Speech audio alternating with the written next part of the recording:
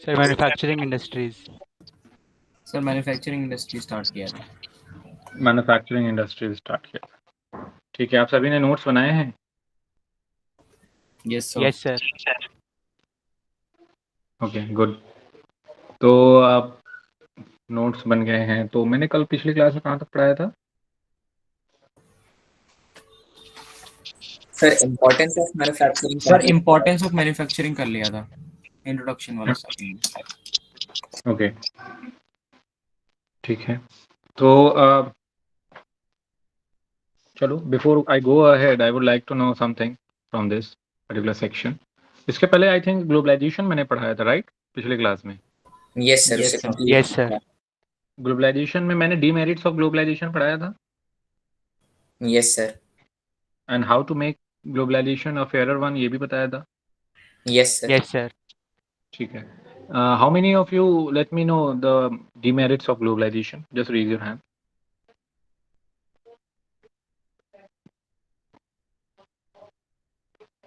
Okay, I would like to hear from Manoj first. Right? Yes, Manoj. And everyone out there should listen it very carefully, whatever is being discussed over here. Right? This is a kind of a revision, right? And a way to know that whether you all are studying or not. ठीक है, तो revision हो रहा है, सुनो क्या कह रहे हैं. If you have any doubt, you can ask. Yes, Manoj, where is he?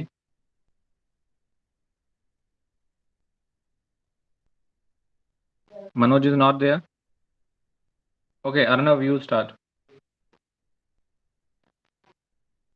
Yes sir. Sir demerits of globalisation में सर जो फर्स्ट पॉइंट है सर वो है स्मॉल प्रोड्यूसर्स का। सर जब ग्लोबलाइजेशन आता है किसी भी मतलब ग्लोबलाइजेशन होता है और कोई भी कंट्री अपने से ट्रेड बैरियर्स को रिमूव करता है ताकि एमएनसीज उस कंट्री में आके सेटअप हो पाएं, तो वो एक कंपटीशन क्रिएट करते हैं वहाँ के स्मॉल प्रोड्यूसर्स के लिए। खासकर अगर इंडिया में देखें तो इंडिया में ही सबसे ज़्यादा जो लोग हैं वो स्मॉल प्रोड्यूसिंग इंडस्ट्रीज में ही एम्प्लॉयड हैं, 20 मिलियन। तो ये उन इंडस्ट्रीज के लिए कॉम्पीट करना मुश्किल हो जाता है एमएनसी से। कॉम्पीट करना इन द सेंस एक तो क्वालिटी में और एक रेट्स में। क्वालिटी एमएनसीज की ज़्यादा अच्छी होती है कई बार, और जो रेट्स होते हैं वो अपने रेट्स को कम मतलब इनसे रखते हैं ताकि जो बाकी बायर्स हैं वो एमएनसीज को प्रेफर करें ओवर दीज स्मॉल प्रोड्यूसर्स।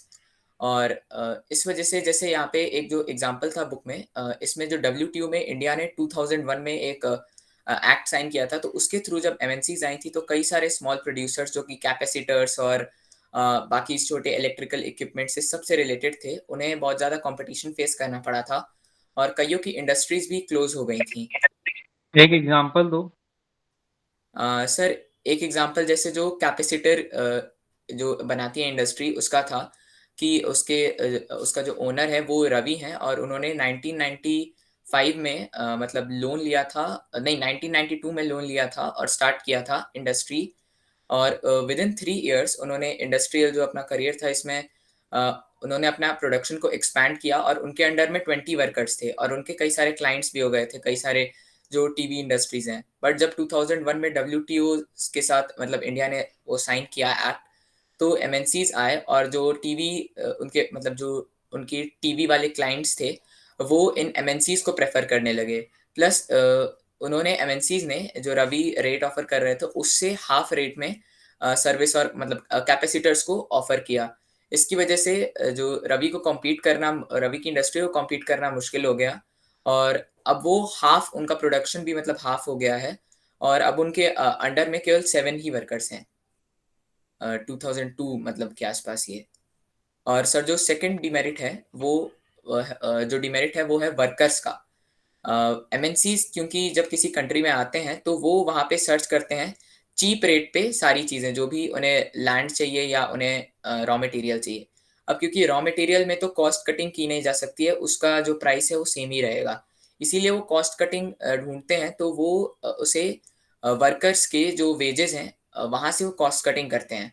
जैसे पहले वर्कर्स को एम्प्लॉय किया जाता था परमानेंटली, एनुअली हम कहें तो एनुअली वो उन्हें एम्प्लॉयमेंट एमएनसीज प्रोवाइड करते थे, लेकिन अब वर्कर्स को केवल तभी एम्प्लॉय किया जाता है जब पीक टाइम होता है जब नीड्स जो होती हैं बहुत ज़्यादा होती हैं, तो उस समय वर्कर्स को एम्प्लॉय किया जाता है, प्लस उनकी वेजेस भी उस तरीके की नहीं होती, और उनको एम्प्लॉय किया जाता है, उन्हें ओवर टाइम भी करना पड़ता है, और उन्हें ओवर टाइम भी करना पड़ता है, वर्कर्स की हार्डशिप्स बढ़ जाती हैं। प्लस यहाँ पे हमें एक और चीज़ ये देखते हैं कि ऑर्गेनाइज सेक्टर, मतलब एमएनसीज को यूजुअली ऑर्गेनाइज सेक्टर से रिलेट किया जाता है, तो उसमें भी अनऑर्गेनाइज सेक्टर्स की कुछ जो उनके पॉइंट्स हैं वो आ रहे हैं, जैसे कि यहाँ पे जो वर्कर्स हैं इनको हॉलीडेज और कुछ जो ग्रांटेड लीव्स होती हैं, होनी चाहिए, वो नहीं मिलती हैं। सर ये एक दूसरा डिसएडवांटेज है ग्लोबलाइजेशन का। Okay, anyone wants to add something in this? किसी को कुछ कहना है? Whatever Arnav has said. Sir हम लोग जो हमने एग्रीकल्चरल डिबेट पढ़ा था सर, उसका पॉइंट दे सकते हैं क्या यहाँ पे? बताइए क्या कहना है आपको?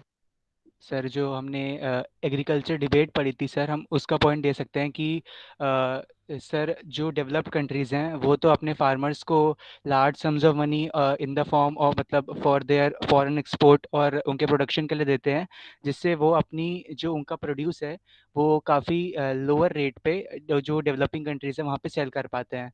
लेकिन सर इससे जो वो फार्मर्स हैं उनका तो बेनिफिट होता है जो जो डेवलप्ड कंट्रीज़ के हैं, लेकिन सर जो उन डेवलपिंग कंट्रीज़ के फार्मर्स हैं उनका कोई भी इसमें बेनिफिट नहीं होता, उनको उल्टा नुकसान होता है इससे, क्योंकि उनकी प्रोड्यूस अब जो कि उन डेवलप्ड फार्मर्स के मुकाबले थोड़ी ज़्यादा एक्सपेंसिव है, वो उससे उनसे कम्पीट नहीं कर पाते सर। तो ये भी एग्जांपल हम दे सकते हैं, demerits of globalisation, the agriculture debate.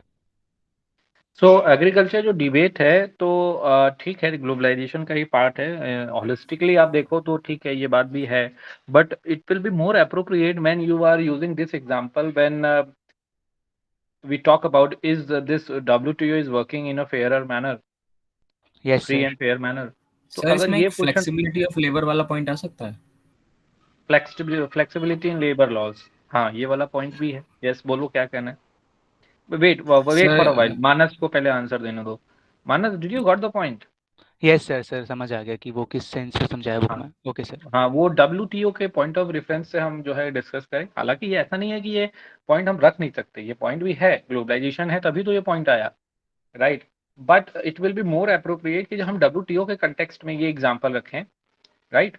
Yes sir. Yes Manoj, क्या कहना है?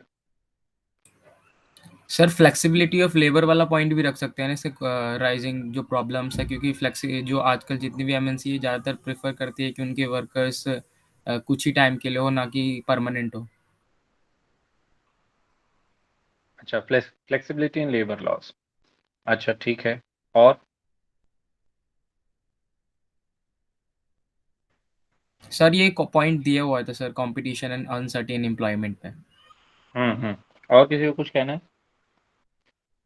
चलो, almost done, very good Arnav, ठीक है, और अच्छे से मेहनत से पढ़ो। अब इसके बाद नेक्स्ट है आपका फेयर ग्लोबलाइजेशन, ठीक है। क्या ग्लोबलाइजेशन फ्री एंड फेयर वे में वर्क कर रहा है, या और इसको फेयर करने की जरूरत है? कि कौन इसमें जो है कि बोल सकता है, कौन आंसर दे सकता है? यहाँ 2-3 बच्चे ही सिर्फ आंसर दे रहे हैं लगातार, बाकी बच्चे भी हैं यहाँ पे, but they are not giving answer. आप लोग कंपटीशन के बच्चे हो, ऐसे कैसे काम चलेगा? 3 बच्चे ही कंपटीशन देंगे बस।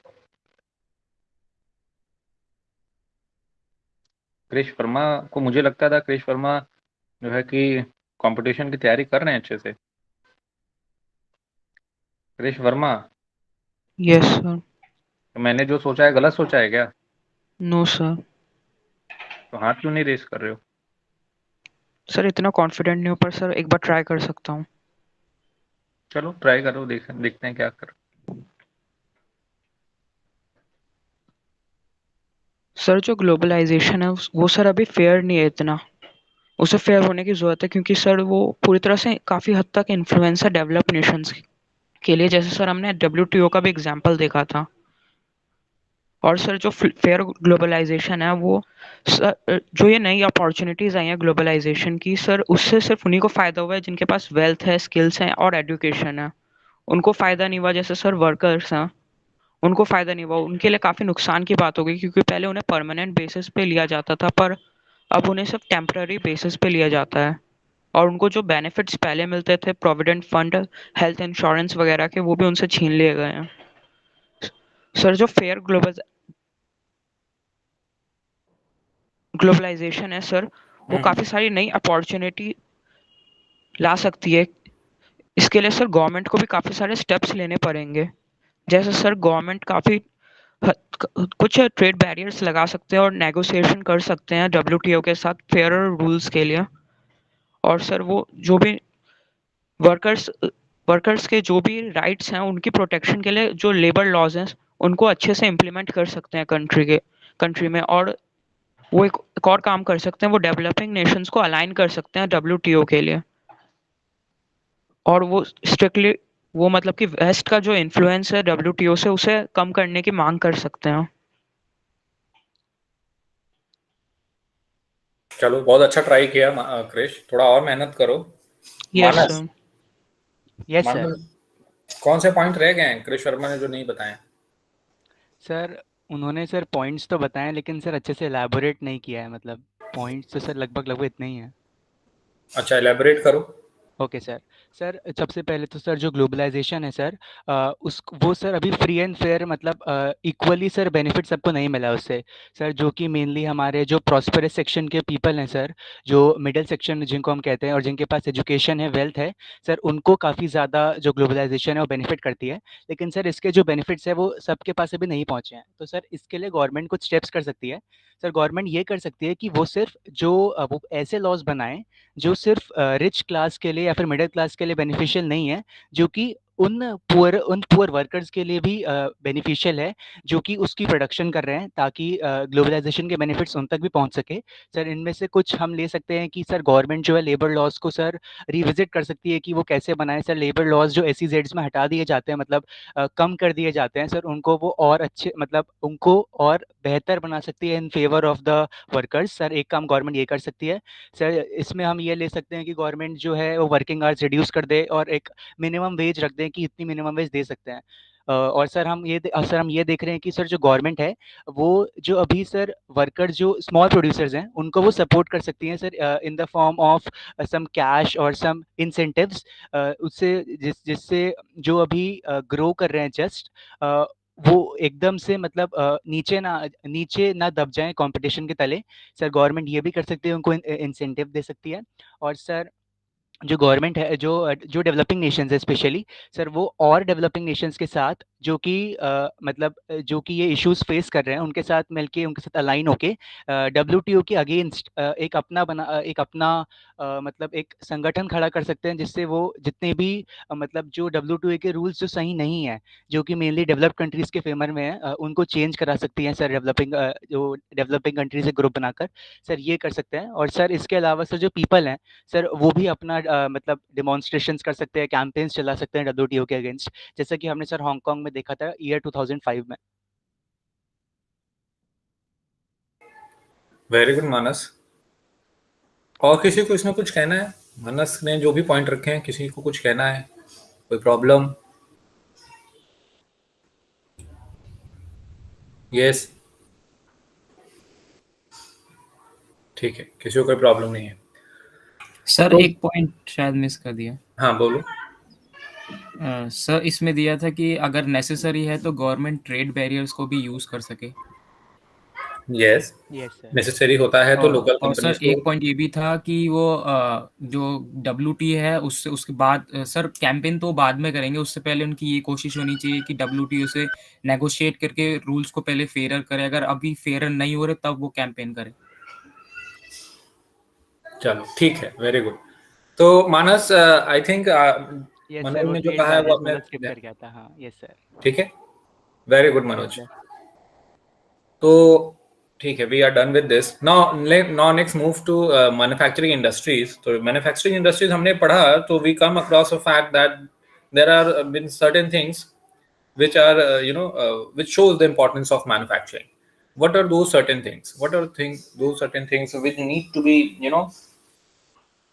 we need to be know very well? Yes. कोई और बच्चा? ऋषभ सिंह, युक्ति, वार्षणे, ये सब बच्चे भी हैं यहाँ पे, और भी समीर हैं, मयंक सक्सेना हैं, ये लोग हैंड रेज नहीं कर रहे हैं। क्रिश वर्मा ने भी हैंड रेज किया है this time, very good. At least आपको जो भी आ रहा है हाथ रेज करो, that shows the kind of courage you have. Lavya Jain भी हैं, मयंक सक्सेना, ऋषभ, जैद सोरन। चलो ठीक है। I would like to hear this from Manoj. बताओ मनोज। Yes sir. सर इसमें हमने पहला पॉइंट देखा कि मैन्युफैक्चरिंग एक इम्पॉर्टेंट इसलिए है क्योंकि हम देखते हैं कि इंडिया का जो स्टार्टिंग में बहुत ज़्यादा डिपेंडेंस था जीडीपी का या फिर उसका ओवरऑल ग्रोथ का, वो एग्रीकल्चर सेक्टर पे या फिर हम कह सकते हैं कि प्राइमरी सेक्टर पे बहुत ज़्यादा था, बेसिकली ज़्यादातर एग्रीकल्चर पे। लेकिन जब से मैन्युफैक्चरिंग आ गई तो उसका ओवर डिपेंडेंस जो एग्रीकल्चर पे था वो रिड्यूस हो गया। तो और सर उसके बाद हम कह सकते हैं कि जो अनएम्प्लॉयमेंट का जो एराडिक्शन, मतलब जो वहाँ पे अनएम्प्लॉयमेंट बहुत ज़्यादा हो रही थी, जो एक तरीके से अगर हम कह सकते हैं डिसगाइज अनएम्प्लॉयमेंट अगर एग्रीकल्चर से हो रही है, उन्हें अब वो काम छोड़ के वो मैन्युफैक्चरिंग जो उनकी एरिया के आसपास हो रही है, क्योंकि अब इंडिया की गवर्नमेंट ये कोशिश कर रही है कि ज़्यादा से ज़्यादा फैक्ट्रीज वो आसपास विलेजेस के बिठाएं, जिससे लोग जो अनएम्प्लॉयमेंट है जो अनएम्प्लॉयड है उनको ज़्यादा से ज़्यादा जॉब अपॉर्चुनिटीज़ मिल सके और उनको इनकम सोर्स मिल सके ज़्यादा से ज़्यादा। और सर उसमें हम देखें कि सर नेक्स्ट पॉइंट हमने देखा कि अगर जो कंट्री मैक्सिमम एक्सपोर्ट करती है अपने मैन्युफैक्चर्ड गुड, जैसे अगर हमने देखा कि कंट्री जिनके पास, अगर जैसे हम सर आपने एग्जांपल बताया था जापान का, जिनके पास नेचुरल रिसोर्सेज नहीं है, वो मैन्युफैक्चरिंग करके दूसरों से नेचुरल रिसोर्सेज लेके प्रॉस्पेरस हो सकती हैं, क्योंकि जापान में हमने देखा कि वहाँ पे नेचुरल रिसोर्सेज तो अवेलेबल नहीं थे, लेकिन वो दूसरों से नेचुरल रिसोर्सेज लेके और अपनी कंट्री में जो उनके एसेट्स उन्होंने एक तरीके से अपनी इन्वेस्टमेंट से बनाए हैं, लोगों को एसेट बनाया लाइबिलिटी से, एक तरीके से कि उनको एजुकेशन उनके टेक्निक पे वर्क करके और उनको एसेट बना के, ताकि वो रिसोर्सेज उनके पास नहीं है, लेकिन वो रिसोर्सेज जो दूसरे कंट्री से बोरो कर रही है फिर खरीद रही है, उसको वो अच्छी तरीके से ज़्यादा यूज़ कर सके, और जिससे हम अभी भी देख रहे हैं कि जापान एक डेवलप्ड कंट्री में आने लग गया है, क्योंकि उन वहाँ पे मैन्युफैक्चरिंग का वर्क बहुत ज़्यादा हुआ। बहुत बढ़िया मनोज। क्या आपने सारे पॉइंट्स बता दिए हैं? चारों पॉइंट्स इंपॉर्टेंस? अर्नब, मनोज ने सारे पॉइंट्स बता दिए हैं? सर एक पॉइंट स्किप हो गया। Wait, Arnab. Yes sir, sir almost 4 points तो वो वाले जो थे सर वो बता दिए हैं सर। अपने साइड्स में थोड़ा सा कुछ ऐड करना चाहूँगा। बोलो। सर एक चीज़ तो कि जो मैन्युफैक्चरिंग इंडस्ट्रीज़ हैं वो हमारे जनरल और इकोनॉमिक डेवलपमेंट दोनों के बैकबोन की तरह एक्ट करते हैं।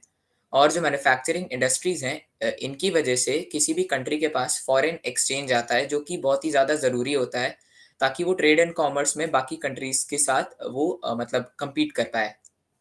सर ये 2 पॉइंट्स आई गेस स्किप हो गए थे।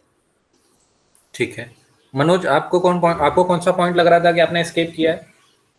सर फॉरेन एक्सचेंज वाला। अच्छा, सर एक पॉइंट और स्किप हुआ। हाँ बताओ मनोज।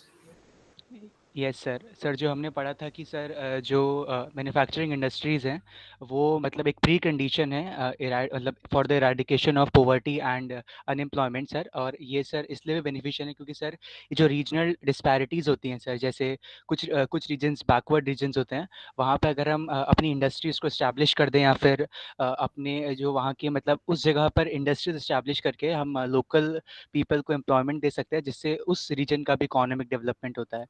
और सर ये हम देख सकते हैं। और सर जो मेन हमारे पास पब्लिक सेक्टर जो इंडस्ट्री जो इनिशियली आई थी उनका मेन एम यही था सर कि अनएम्प्लॉयमेंट वहाँ के लोगों को एम्प्लॉयमेंट देके, और पॉवर्टी जब एम्प्लॉयमेंट मिलेगी तो अपने आप रिड्यूस हो जाएगी। Yes sir sir. मैंने ये पॉइंट तो बोला था शायद।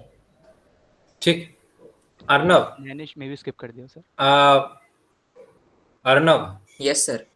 आपने कहा कि सारे पॉइंट्स बोल दिए गए। वो सर मैंने उसको इंक्लूड कर दिया था क्योंकि मनोज ने शायद वो कहा था कि विलेजेस के आसपास फैक्ट्रीज और इंडस्ट्रीज सेटअप करने चाहिए, तो सर शायद रीजनल डिस्पैरिटीज उसमें आ गया, तो सर इसलिए लगा मुझे कि ये वाला इंक्लूड हो गया। चलो ठीक है। और मनोज आपने आंसर अच्छा किया है, थोड़ा सा रह गया था, ठीक है। और काफी चीजें आपने अपने से बना के जो है कि बताई हैं, जो कि अच्छी बात है। आप इतना सोच पा रहे हो, आप जो है कि एनालिसिस कर पा रहे हो, ये सबसे अच्छी बात है मनोज। ठीक है, ऐसे ही पढ़ते रहो और अच्छा पढ़ो, ठीक है, वेरी गुड। Thank you. अब एक क्वेश्चन ये भी आता है कि agriculture and industries are not exclusive of each other. आप में से कौन ये आंसर कर सकता है? रादर दे आर कॉम्प्लीमेंट्री और गो हैंड इन हैंड।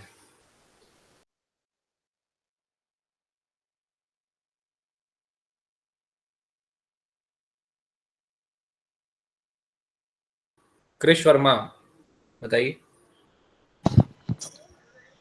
सर जो इंडस्ट्रीज है और एग्रीकल्चर है सर, वो मूव हैंड इन हैंड है, क्योंकि सर जो एग्रीकल्चर होता है वो इंडस्ट्रीज को रॉ मटेरियल सप्लाई करता है, और सर जो एग्रो बेस्ड इंडस्ट्रीज होती हैं वो सर बूस्ट करती है एग्रीकल्चर को by producing various agricultural equipments like PVC pipes, tube well supplies, fertilisers, pesticides, insecticides etcetera, जिससे सर एग्रीकल्चर को भी फायदा होता है। इसलिए सर हम कह सकते हैं कि दोनों हैंड इन हैंड मूव करते हैं। अच्छा ठीक है, एलेबोरेशन कम हो रहा है कृष वर्मा, आप जानते तो हो पॉइंट्स बट एलेबोरेट नहीं कर पा रहे हो पूरा। Okay Arnav, sir. Arnav elaborate करो। वैसे अच्छा प्रयास है कृष, कीप इट अप, थोड़ा और पढ़ो। Yes sir. तो सर जो एग्रीकल्चर है और जो हमारी इंडस्ट्रियल सेक्टर है सर, ये दोनों एक दूसरे के कॉम्प्लीमेंट्री होते हैं। और सर हम ये ऐसा इसलिए कह पाते हैं क्योंकि सर दो मेन रीज़न है। पहला तो है सर एग्रो बेस्ड इंडस्ट्रीज। जो एग्रो बेस्ड इंडस्ट्रीज होती हैं वो एग्रीकल्चर के प्रोडक्ट मतलब एग्रीकल्चर की प्रोडक्टिविटी को इंक्रीज कर देती हैं। इसकी वजह से जो एग्रीकल्चरली हमें प्रोडक्ट्स मिल रहे थे वो उसे और प्रोसेस करके और मार्केट में उनकी वैल्यू बढ़ा देते हैं। सेकंड पॉइंट जो हमारा आता है वो आता है एग्रीकल्चर करने के लिए जो जो हमें चाहिए, तो उसकी वजह से भी वो इंडस्ट्रीज के लिए एक अपॉर्चुनिटी एग्रीकल्चर क्रिएट करता है कि वो उसे insecticides, pesticides, fertilisers, PVC pipes, tube wells, machinery, ये सारी चीज़ें सप्लाई करें। तो इंडस्ट्री के आने की वजह से एग्रीकल्चर की जो प्रोडक्टिविटी है, ना सिर्फ प्रोडक्टिविटी इंक्रीज हो रही है बल्कि प्रोडक्टिविटी की एग्रीकल्चर की जो एफिशिएंसी है वो भी इंक्रीज हो रही है। इस वजह से एग्रीकल्चर और इंडस्ट्री दोनों एक दूसरे के कॉम्प्लीमेंट्री होते हैं।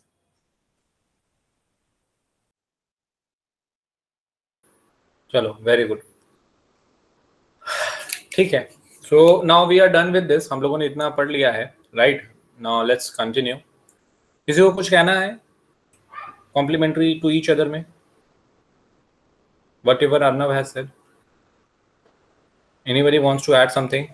Manoj, you want to say something? No sir. Okay ठीक है, तो अब हम लोग स्टार्ट करते हैं आज का टॉपिक। आज का topic I think contribution of industry to national economy होगा, right?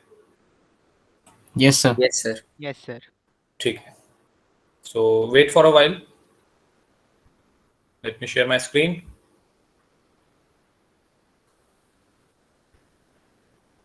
Is my screen visible to all of you? Yes sir. Yes sir. Yes sir.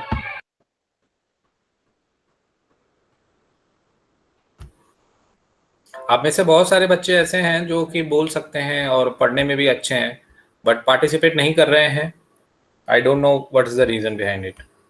ठीक है, तो पार्टिसिपेट करिए, पढ़िए, ठीक है। अगर अभी भी नहीं पढ़ रहे हैं तो पढ़ना स्टार्ट करिए।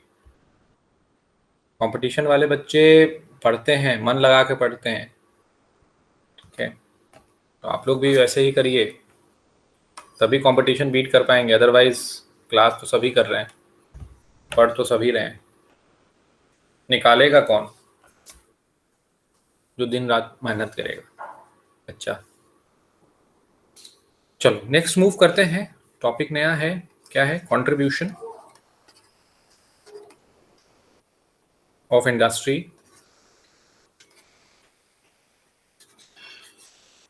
To national economy, right.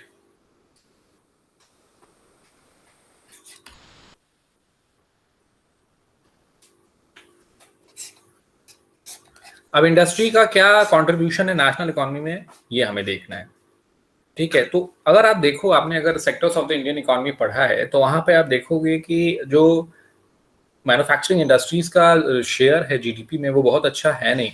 हालांकि अगर एट द सेम टाइम देखा जाए तो प्राइमरी से क्या अच्छा है, तो हम कहेंगे कि yes to an extent it is okay. सबसे ज्यादा शेयर किसका है? टर्शियरी सेक्टर का। याद है आप लोगों को वो ग्राफ जो आपने पढ़ा है?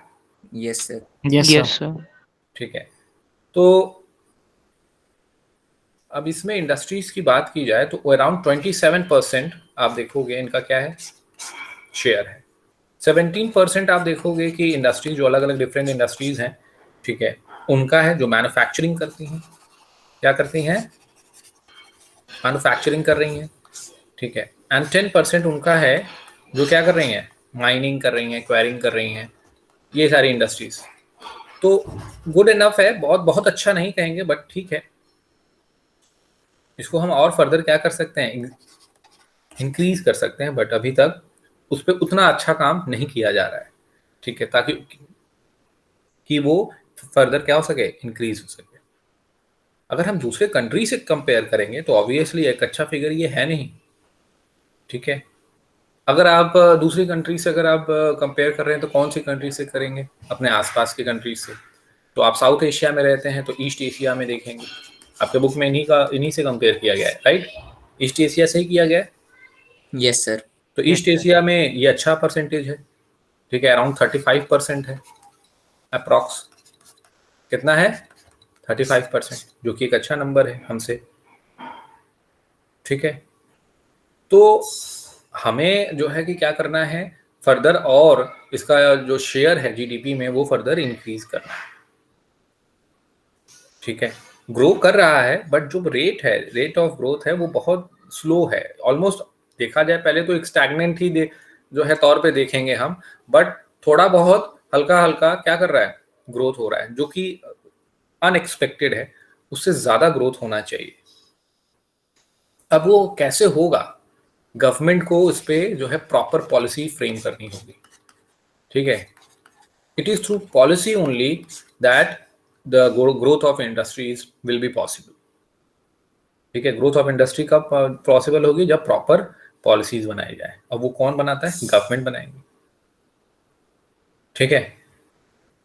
समझ में आ रही है बात? अब गवर्नमेंट ने पॉलिसीज के थ्रू तो ये कर ही रहे हैं। इसके लिए क्या क्या इनिशिएटिव लिया है गवर्नमेंट ने? मैन्युफैक्चरिंग को इंक्रीज करने के लिए, ठीक है, प्रोडक्टिविटी इंक्रीज करने के लिए बनाया है NMCC। इसका फुल फॉर्म आपके एनटीएससी में आ सकता है। क्या सेटअप किया है? NMCC। ये क्या है? नेशनल, याद रखिएगा, N for national, M for manufacturing पढ़ रहे हैं तो manufacturing industry, right, national manufacturing. फिर कॉम्पिटिटिवनेस, कॉम्पिटिटिवनेस की क्या है? काउंसिल है, राइट। NMCC याद रहेगा सभी को? Yes sir. Yes sir. ये कुछ डेटा है, ये जरूर याद रखिएगा। समझ में आई बात? हम जो ग्रोथ रेट देख रहे हैं वो अराउंड 12% देख रहे हैं कि अगले 10 साल में, नेक्स्ट डिकेड में ये कितना हो जाएगा? 12% हो जाएगा, राइट। और उसके लिए पॉलिसीज एंड प्रोग्राम्स उसी तरीके से गवर्नमेंट क्या करती है? टाइम टू टाइम अडॉप्ट करती है। अब अगर इंडस्ट्रियल लोकेशन की बात करें, ये तो हो गई contribution to national economy. Location की बात करेंगे तो एक इंडस्ट्री कहाँ पे लोकेट होगी, आप बताइए। आपने SEZ पढ़ा है? Yes sir. ठीक है, SEZ पढ़ा है तो आपको समझ में आ गया कि आइडियल लोकेशन एक इंडस्ट्रीज के लिए, एक इंडस्ट्री के लिए क्या होगा? Yes sir. Yes sir. ठीक है। अब उनको देखिए क्या क्या चाहिए, किसी भी इंडस्ट्री को क्या क्या चाहिए। किसी भी इंडस्ट्री को सबसे पहले, मैंने शायद पिछली क्लास में भी कुछ एग्लोमरेशन इकोनॉमीज बताया है आप लोगों को, ठीक है। तो किसी भी इंडस्ट्री को क्या चाहिए? इंडस्ट्री को चाहिए 24/7/365 क्या? इलेक्ट्रिसिटी, ठीक है, इलेक्ट्रिसिटी चाहिए। वेल डेवलप्ड ट्रांसपोर्टेशन चाहिए। क्या चाहिए? ट्रांसपोर्टेशन चाहिए, वेल डेवलप्ड। और क्या चाहिए उनको ट्रांसपोर्टेशन के अलावा? सर मिनरल रिजर्व्स जैसे कोल या पेट्रोलियम। हाँ, रॉ मटेरियल्स कहा जाए। Raw material, yes sir. Raw materials की अवेलेबिलिटी होनी चाहिए, ठीक है, और सब workers, cheap labour, cheap labour, ठीक है, चीप लेबर की आपने रिक्वायरमेंट फुलफिल कर दी, और market, market, near the market, ठीक है, सिटीज चाहिए, मार्केट कह लो या सर सिटीज, बैंकिंग फैसिलिटीज, ठीक है, नियर बाय सिटीज वो रहना चाहेंगे क्योंकि ये सारी अवेलेबिलिटी वहीं पे होगी। बैंकिंग चाहिए, बैंकिंग एक्टिविटी भी होता रहे, ठीक है। तो बहुत सारी चीजें हैं जो कि इंडस्ट्रीज को रिक्वायर्ड होती हैं, proper policies and programme, favourable policies, ऐसे कहा जाए फेवरेबल गवर्नमेंट पॉलिसीज, ठीक है। तो ये सारी चीजें हैं जो कि रिक्वायर्ड हैं किसी भी इंडस्ट्री के लोकेशन के लिए, ठीक है। तो SEZ आपने अगर अच्छे से पढ़ा है तो आप मैं जो है समझ सकता हूँ कि आप ये सारी चीज़ों को रिलेट कर पा रहे होंगे, ठीक है।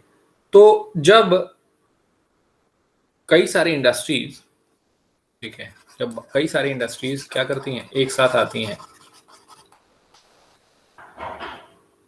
ठीक है, एक साथ जो है अर्बन सेंटर का फायदा उठाती हैं, ठीक है, तो हम उसको क्या बुलाते हैं, एग्लोमरेशन इकोनॉमी। ये कई बार बोर्ड के पेपर में आया हुआ क्वेश्चन है, एग्लोमरेशन इकोनॉमीज कहते हैं। यस, तो urbanisation, industrialisation and urbanisation go hand in hand. क्या मैंने आप लोगों को ये पढ़ाया है? Yes sir, urbanisation sir. And industrialisation go hand in hand, या इंडस्ट्रियलाइजेशन और urbanisation go hand in hand, दोनों का एक ही बात है। ये क्वेश्चन भी बोर्ड में बहुत बार आया है, ठीक है, और आई थिंक मैंने पिछले ही क्लास में या फिर the making of global world में ही समझा दिया होगा ये बात। Yes sir. राइट, यहाँ तक किसी को कोई डाउट है? सर मेरा सर पिछली क्लास से सर एक तरह से कनेक्शन, सर ये 5 ईयर मॉडल जो यूज किया था सर, ये कहाँ पे यूज है यहाँ पे? जस्ट सेकंड वाला इंडस्ट्रियलाइज के लिए, सेकंड, फर्स्ट वाला तो एग्रीकल्चर के लिए है ना? हाँ सर सेकंड वाला यहाँ पे फेवरेबल में आएगा? हाँ, इंडस्ट्रियल डेवलपमेंट उसी की वजह से हुआ है ना, उसी 5 ईयर में कई सारी इंडस्ट्रीज सेटअप हुई हैं, दुर्गापुर, राउरकेला, ठीक है, आप देखोगे तो आपको जो है कि कई सारी इंडस्ट्रीज मिलेंगी जो अलग अलग कंट्रीज के एक्चुअली हेल्प से बनी हुई है, सेटअप हुई है। Sir Mahalanobis model, okay sir, ठीक है। तो अब देखोगे तो पहले जो इंडस्ट्रीज सेटअप होती थी वो ऐसे ही सेटअप होती थी, ठीक है, और अगर आप देखो ईस्ट इंडिया कंपनी भी आई थी जो ट्रेड करने, तो वो भी अपनी इंडस्ट्रीज कुछ इसी तरीके से ट्रेड जो है कि सेटअप करती थी ताकि वो क्या कर सकें, इजिली ट्रेड कर सकें, क्योंकि उनको अल्टीमेटली क्या करना था, उसको बेचना था। तो या तो फिर वो बॉम्बे में रहेंगे, ठीक है, या तो फिर वो यहाँ पे ऐसे आगे बढ़ जाओ तो बंगाल वाला पोर्शन, चाहे वो मद्रास वाला पोर्शन, ये दिख रहा है आपको, पोर्ट एक्टिविटीज इन सब जगहों पे ज्यादा होगी ना। यस सर, ठीक है, यहीं से सीधे बेच देंगे, ठीक है। हम लोग भी पोर्ट भी पढ़ेंगे, जब ट्रांसपोर्टेशन पढ़ेंगे तो पोर्ट्स के बारे में भी डिस्कशन होगा, ठीक है। Yes sir, is it clear to all of you? Yes sir, yes sir. तो इसी तरीके से इंडस्ट्रीज सेटअप होती हैं, इंडस्ट्रीज उसी जगह पे सेटअप होती हैं जहाँ पे रॉ मटेरियल जो है अवेलेबल हो, फैक्टर्स ऑफ प्रोडक्शन आपने पढ़ा होगा, लैंड, लेबर, कैपिटल, एंटरप्रेन्योर, ये सारी चीजें, फिर ट्रांसपोर्टेशन हो, फिर फैक्ट्री हो, ठीक है, और जब फैक्ट्री के साथ जब वहाँ पे आउटपुट हो रहा है तो आउटपुट को वो क्या कर सकें, आउटपुट को वो फिर ट्रांसपोर्टेशन की ही हेल्प से कहाँ भेज दें, मार्केट में।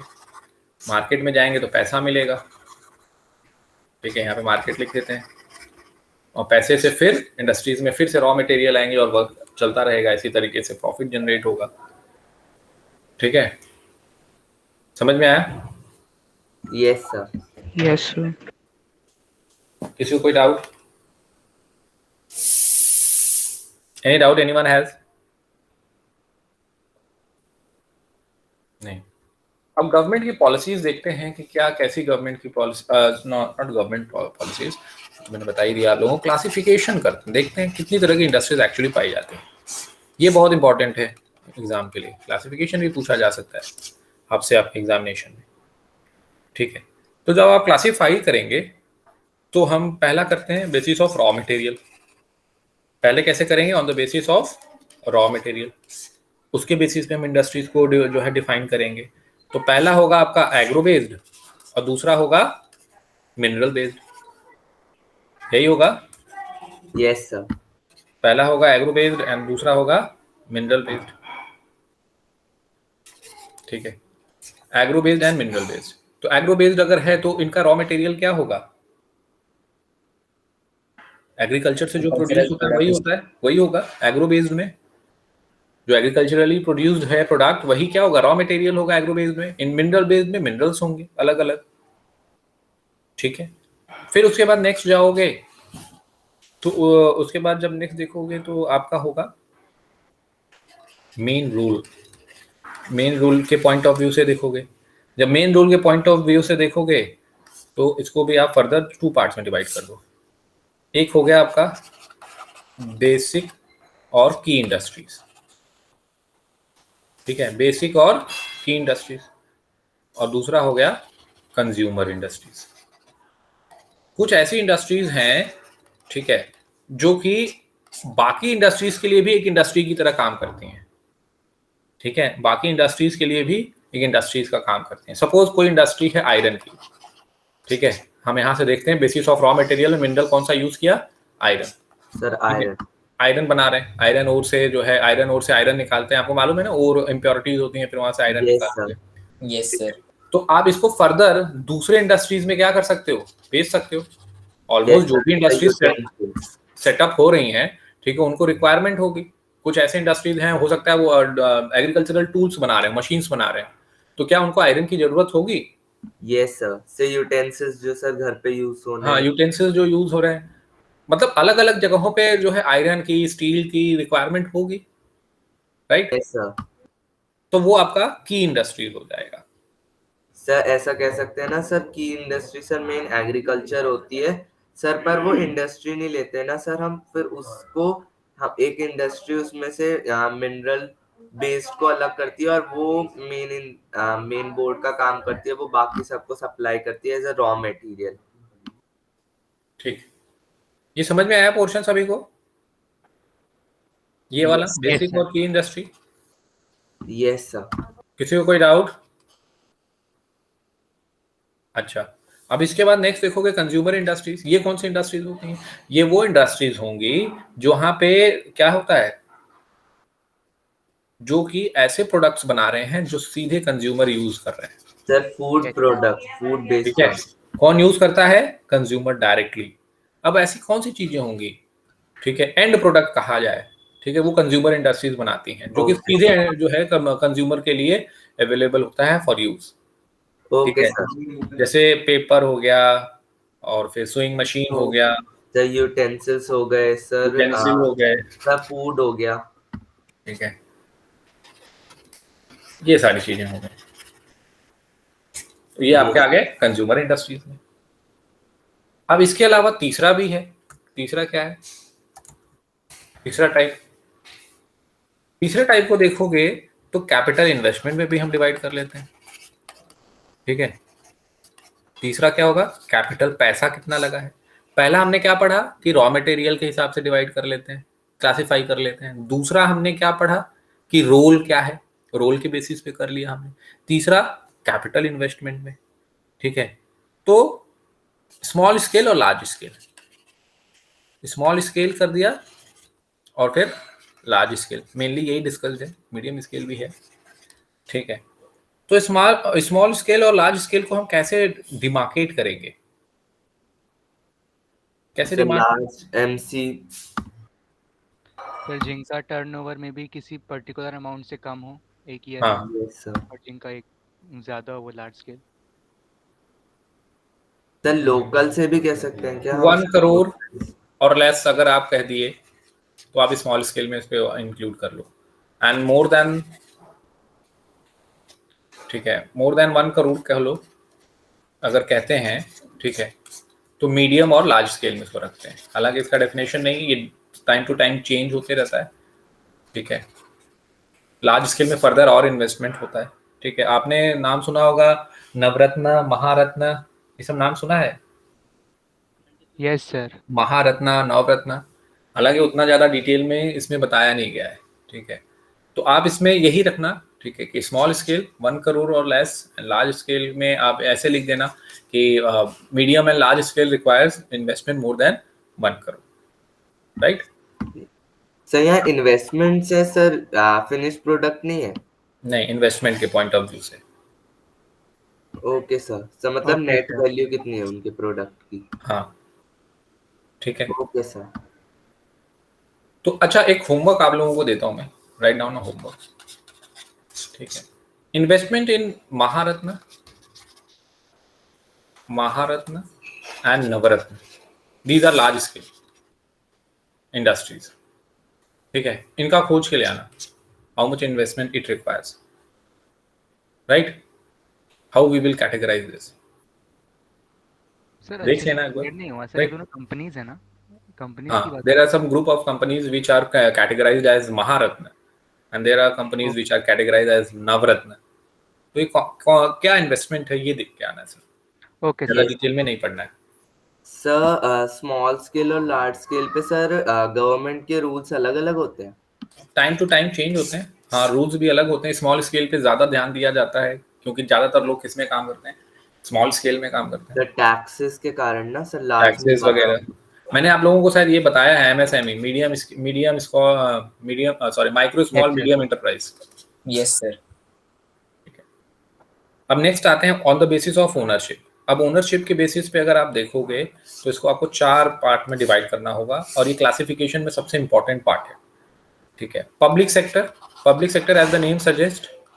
ठीक है, किसका इन्वेस्टमेंट होगा? आपने कहीं पढ़ा भी है पब्लिक सेक्टर, प्राइवेट सेक्टर कहीं पे? Yes sir. यस कहाँ पे सर। पढ़ा है? Sir resources. ये आपने पढ़ा है sectors of the Indian economy में? Yes sir, sorry Yes, Indian ठीक है, इकोनॉमी। या फिर कोऑपरेटिव्स भी पढ़ा है आपने मनी एंड क्रेडिट में? क्रेडिट में। Yes sir. ठीक है, Yes, sir. कोऑपरेटिव पढ़ लिया है। फिर आपको आपका नेक्स्ट क्या है? Joint sector. ये भी शायद मैंने the making of global world में शायद समझाया हो यस या सर। फिर ग्लोबलाइजेशन में बताया हो, जॉइंट यस सेक्टर। सर। ठीक है, तो joint sector, public sector, private sector, cooperative, joint sector. Public sector में government will own the assets, private individual और ग्रुप ऑफ इंडिविजुअल, कोऑपरेटिव जो प्रोड्यूसर्स होते हैं, ठीक है, वो एक साथ आके क्या करते हैं, पूल करते हैं अपने रिसोर्सेज को और बेनिफिट्स को क्या करते हैं, आपस में शेयर कर लेते हैं। सर एमएनसीज प्राइवेट में आएंगे कॉर्पोरेटिव में? प्राइवेट में आएंगे। Okay sir. जॉइंट सेक्टर में जब 2 इंडस्ट्रीज एक साथ आके क्या कर रही हैं, वर्क कर रही हैं, तो इससे वर्क करने से क्या होता है, रिस्क रिड्यूस होता है। ठीक है, और टेक्नोलॉजी ट्रांसफर होती है। ठीक है, कई सारे बेनिफिट्स हैं।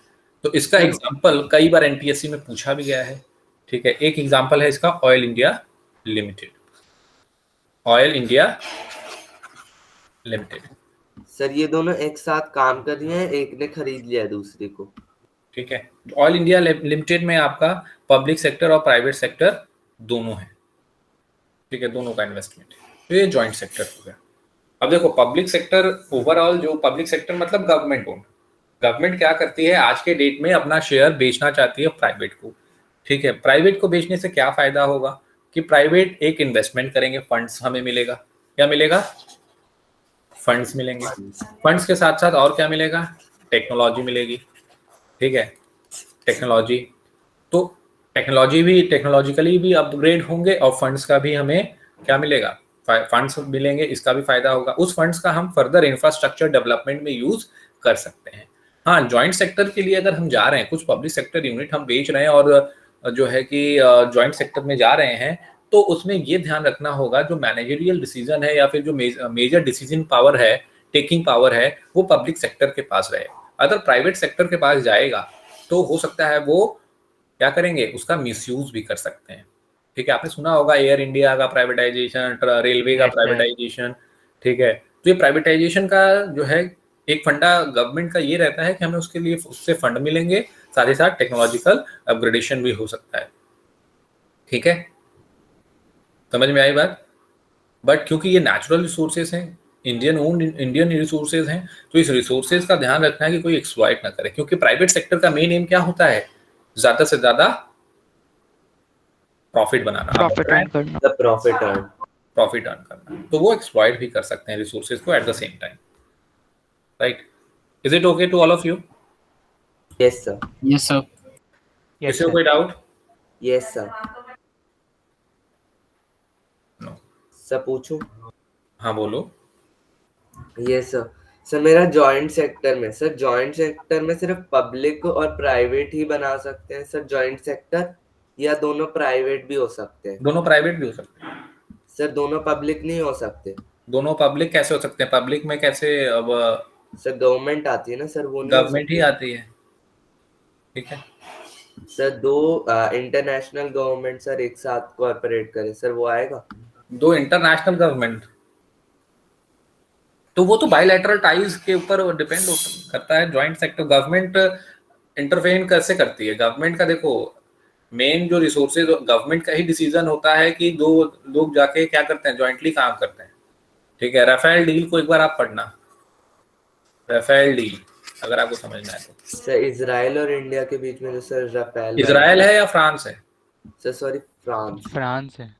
ठीक है, तो वहां की भी एक कंपनी है राफेल, और इंडिया की भी एक कंपनी है हिंदुस्तान एरोनॉटिकल, जॉइंटली काम कर रहे हैं। हमें 36 राफेल मिल रहे हैं, कहाँ से? फ्रांस से। तो हमें क्या फायदा हो रहा है? एक तो राफेल मिलेगा, साथ ही साथ हमें टेक्नोलॉजी मिलेगी, टेक्नोलॉजी भी हमसे वो शेयर करेंगे, ठीक है। हम उनको क्या फायदा दे रहे हैं? हम उनसे कह रहे हैं कि हम आपसे खरीदेंगे, साथ ही साथ आप जो है खरीद रहे हैं तो पैसा दे रहे हैं, साथ ही साथ फ्यूचर कोलैबोरेशन भी ऐसा चलता रहेगा। तो ये बायलैटरल टाइज है। Yes sir. सर ये इनमें से किसी में नहीं आएंगे? हाँ ओके ठीक सर। है। सर कोऑपरेटिव में कौन कौन से? कोऑपरेटिव में आपने पढ़ा है ना, मदर डेयरी, फिर उसके बाद आपने अमूल का पढ़ा होगा, ठीक है। अमूल, मदर डेयरी, ये सारे जॉइंट कोऑपरेटिव्स में आ जाएंगे। आपकी किताब में महाराष्ट्र का एग्जांपल दिया है, कॉयर इंडस्ट्री, ठीक है, वो भी एक एग्जांपल अच्छा है, वो भी लिख सकते हो। प्राइवेट में आप टिस्को, बजाज, डाबर का एग्जांपल दो, ठीक है। पब्लिक में भेल, सेल, रेलवे, पढ़ाई है ये सब तो आप लोगों ने। Yes sir. Authority of India. Sir अगर किसी ने खरीद लिया कंपनी को सर, जैसे मर्ज हो जाती है ना सर, वोडाफोन और सर एयरटेल, सर पता नहीं दो कंपनियां मोबाइल की सर वो मर्ज हो गई है जियो के खिलाफ, ऐसा कह रहे थे सर, मैंने देखा भी है सर। वो किस में आएंगे सर, जॉइंट सेक्टर में, या सर क्योंकि खरीद लिया तो अब वो प्राइवेट सेक्टर बन गए? प्राइवेट सेक्टर में आ गया ना, जब आपने पूरे शेयर बेच दिए हैं किसी एक कंपनी को, तो प्राइवेट सेक्टर में, तो मतलब वो प्राइवेट सेक्टर में आ गया। जॉइंट कैसे हुआ? अगर जॉइंट में तो ये होगा ना 51, 49 या 60, 40, ये जॉइंटली हुआ ना फिर। Okay sir. सर मतलब हमेशा शेयर दोनों को मिलना चाहिए थोड़ा थोड़ा? हाँ, सब शेयर होना चाहिए। Okay sir. किसी और को डाउट है कुछ? कृष्णा, तुम्हें डाउट आते हैं, अच्छा है, ठीक है, पर तुम आंसर क्यों नहीं करते हो? सर मेरे को डर लगता है कि मैं गलत करूंगा आंसर। तो गलत होगा तो क्या हो जाएगा? सर मेरे को अच्छा नहीं लगता जब मैं गलत आंसर करता हूँ। अच्छा, चलो ठीक है, रीडिंग स्टार्ट करते हैं, एक बार देखते हैं, है ना। कौन रीड करना चाहेगा? Raise your hand. Manoj Kumar. Yes Manoj. Yes, sir. Contribution of industry to national economy. Over the last 2 decades, the share of manufacturing sector has stagnated at 17% of GDP out of the total 27% for industry. Yes.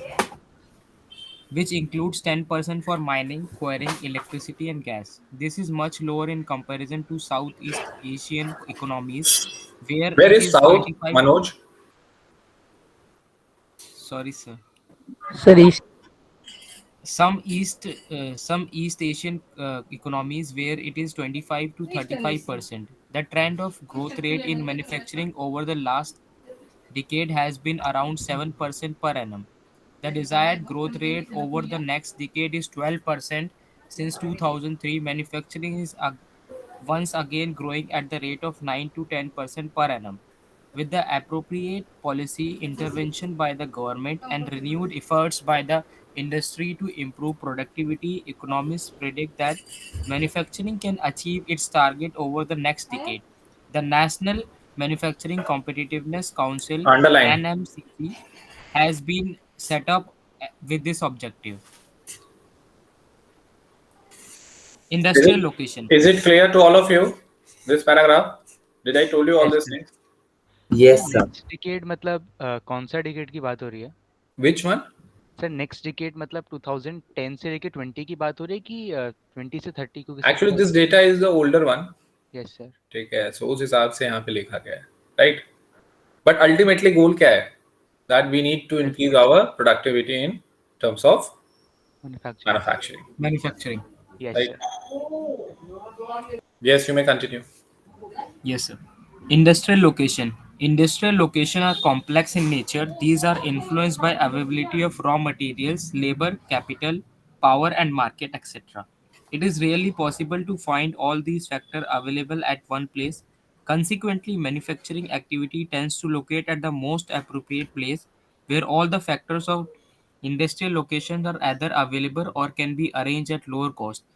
After an industrial activity starts, urbanization follows. Sometimes industries are located in or near the cities, thus industrialization or urbanization go hand in hand. Cities provide market and also provide services such as banking, insurance, transport, labor, consultants, and financial advice, etc. To the industries, many industries tends to come together to make use of advantage offered by the urban center known as agglomeration economies. Gradually, a large industrial agglomeration take place. In pre-independence period, most manufacturing units were located in the places from the point of view of overseas trade, such as Mumbai, Kolkata, Chennai, etc. Consequently, there emerged certain pockets of industrially developed urban centers surrounded by huge agriculture rural hinterland. The key of decision of factory location is least अच्छा cost देखो एक बात government और, policy. whenever a question like this comes in your examination, suppose अगर आपका वो examination written examination है, try to make this kind of chart, flow chart, right? It will prove that you are well versed enough in this particular topic, and side by side it will be very attractive, right? तो examiner से अगर पूरा marks लेना है तो कुछ अलग करना होगा जो कि दूसरे नहीं कर रहे हैं। कंपटीशन कैसे बीट होता है? कंपटीशन ऐसे बीट होता है कि आप वो चीज को तैयार करिए जो दूसरे ना कर पाए। आपको कैसे पता लगेगा कि दूसरे नहीं कर पा रहे हैं? जो आपको करने में दिक्कत हो रही है वही दूसरों को भी करने में दिक्कत होगी, ठीक है? तो ऐसे पता लगाया जा सकता है। Is yes it sir. Okay? Yes, sir. और जहां दिक्कत हो समझना, वहीं पे और ज्यादा तैयारी करनी है। चलो continue. The key to decision of the factory location is least cost. Government policies and specialized labor also influence the location of the industry. Classification of industries. List the various manufactured products you use in daily life such as transistor, electric bulbs, vegetable oil, cement, glassware, petrol, matches, scooters, automobiles, medicine, and so on. If we classify the various industries based on the particular criteria, then we would be able to understand their manufacturing better. Industries may be classified as on the basis of source of raw material used. First, agro-based: cotton, woolen, jute, silk, textile, rubber, and sugar, tea, coffee, and edible oil. Second, mineral-based: iron and steel, cement, aluminium, machines, tools, petrochemical. According to their main role. First, basic or key industries are those which supply their product as raw material to manufacturers other goods, etc. Example: iron and steel and copper melting, aluminum melting. Second, consumer industry that produces goods for diet used by consumers: sugar, toothpaste, paper, sewing machine, fans, etc. On the basis of capital investment, a small scale industry is defined with the reference to the maximum investment allowed on the assets of a unit. This limit has changed over a period of time. At present, the maximum investment allowed is rupees 1 crore. On the basis of ownership, first, public sector owned the and operated by government agencies, BHEL, SAIL, etc. ये सब याद रखना है अच्छे से। ये सीधे सीधे एनटीएससी में यहीं से क्वेश्चन पूछा जाता है, और ये वाला क्वेश्चन तो कई बार पूछा गया है। Which among the following is an example of joint sector industry? बच्चों को याद ही नहीं रहता है। वो टिस्को लगाएंगे, बजाज लगाएंगे, ऑयल इंडिया बहुत कम लोग लगाएंगे। ठीक है, कंटिन्यू करो। Private sector industries owned and operated by individuals or a group of individual, Tisco, Bajaj Auto Ltd, Dabur Industries. Joint sector industries which are jointly run by the state and the individual or a group of individual, Oil India Ltd or OIL is jointly owned by public and private sector. Cooperative sector industries are owned and operated by the producer of suppliers or suppliers of raw materials, workers or both. They pool in the resources and share the profits or losses proportionally. Such examples are the sugar industries in Maharashtra, the coir industry in Kerala. Underline करो. Okay, one thing I forgot to explain, right? This is also a categorization or a classification of industries. It is based on bulk and weight of raw material. Raw material का किस तरीके से इस्तेमाल होता है उसके basis पे भी हम क्लासिफाई करते हैं। तो हेवी इंडस्ट्रीज वो इंडस्ट्रीज होंगी जैसे आयरन एंड स्टील, उनकी आयरन क्योंकि उनका रॉ मटेरियल क्या है, हेवी है, वेटेड है, ठीक है। और दूसरा होगा लाइट इंडस्ट्रीज। लाइट इंडस्ट्रीज जो कि बहुत लाइट रॉ मटेरियल का इस्तेमाल करते हैं, ठीक है। ऑलरेडी हमने on the basis of raw material पढ़ लिया है, but here it is on the basis of weight, ठीक है। So on one we have categorised as a heavy one and the second one as a lighter one.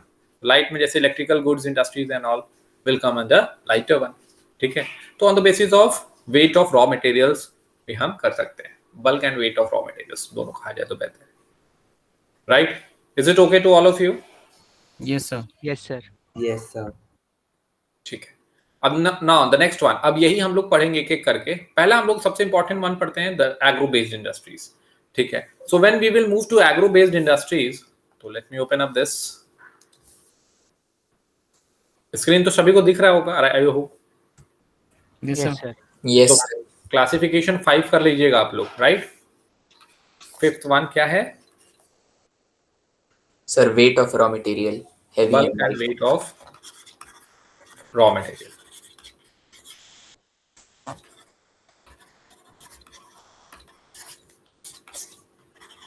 heavy or light, Light. that's it, right? Next आते हैं हम। Next है agro based. Agro based नाम से हमें पता है और पहले पढ़ भी लिया है हमने कि जो एग्रीकल्चरल प्रोड्यूस को as a raw material use करे वो एग्रो बेस्ड इंडस्ट्रीज होंगी, ठीक है। एग्रो बेस्ड इंडस्ट्रीज में जैसे क्या हो सकता है, कॉटन, ठीक है, जूट, फिर सुगर, राइट, एक्सेट्रा। ये सारी चीजों को आप यूज कर सकते हो एग्रो बेस्ड इंडस्ट्रीज में। एग्रीकल्चरल रॉ मटेरियल है, these are agricultural raw material. अब देखो एग्रो बेस्ड इंडस्ट्रीज में, ठीक है, इंडस्ट्रीज जो पढ़ोगे और कॉटन और जूट ये सब पढ़ रहे हो, तो इसमें कॉटन को पर्टिकुलरली हम देखेंगे अभी आगे चल के। टेक्सटाइल इंडस्ट्री एक सबसे जो है इंपॉर्टेंट इंडस्ट्री है इंडिया की। कौन सी इंडस्ट्री है? टेक्सटाइल। जब आपने एग्रीकल्चर पढ़ा तो आपने कॉटन के बारे में भी पढ़ा होगा, yes black sir, cotton soil, yes sir. Yes sir, ठीक है। तो it is believe that India is the home of cotton, right. पहले भी कॉटन बहुत ज्यादा होता था, आज के डेट में भी होता है, ठीक है। तो इट इज बिलीव्ड, तो कॉटन का एक अपना हिस्ट्री है इंडिया का। इंडिया का अपना एक हिस्ट्री है कॉटन की तरफ, ठीक है। वो हिस्ट्री क्या है वो हम लोग भी जानते भी हैं कुछ हद तक और आगे पढ़ेंगे भी। टेक्सटाइल इंडस्ट्रीज की अगर बात की जाए तो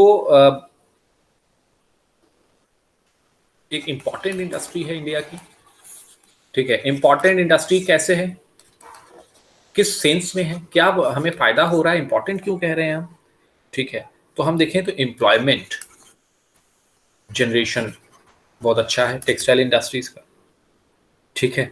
और दूसरी चीज हमें क्या मिल जाता है, फॉरेन एक्सचेंज। आप जानते हो इंडिया की मेन इनकम क्या है, फॉरेन एक्सचेंज। तो फॉरेन एक्सचेंज भी मिल गया हमें, और employment, how to create more employment, हमने sectors of the Indian economy में देखा ही है, गवर्नमेंट को ये करना है वो करना है, पढ़ा है ना? Yes sir, yes yes sir. Sir. तो कई सारी चीजें हम लोगों ने पहले से हम जानते हैं, तो इम्पोर्टेंट हम इसी बेसिस पे हम इसको कैटेगराइज कर रहे हैं, ठीक है। इंडस्ट्रियल प्रोडक्शन, फिर उसके बाद एम्प्लॉयमेंट, फॉरेन एक्सचेंज, राइट। अब ये देखोगे कि this industry is self reliant, एक वर्ड यूज किया जाएगा। अब इसका मतलब क्या हुआ कि सेल्फ रिलायंट क्यों कह रहे हैं, इसका क्या मतलब है? Here it will be AH, right. Self reliant का क्या मतलब है?